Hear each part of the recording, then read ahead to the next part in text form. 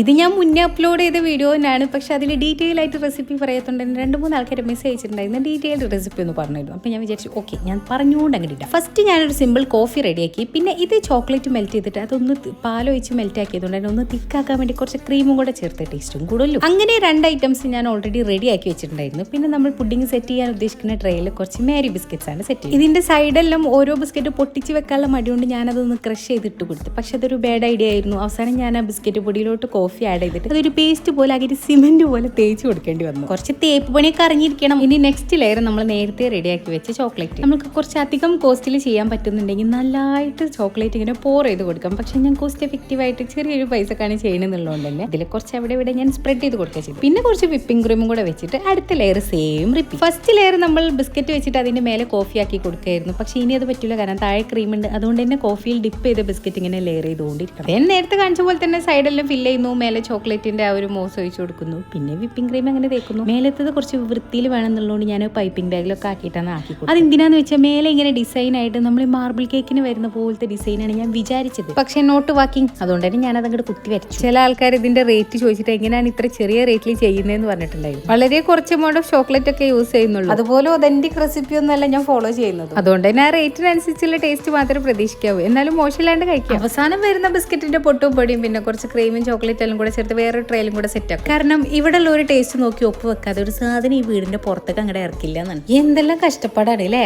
അല്ല, കൂട്ടത്തിൽ ഉപ്പും പുളിയൊക്കെ പാകത്തിനുണ്ടോന്ന് നമുക്കൊന്ന് അറിഞ്ഞിരിക്കാം. ഏത്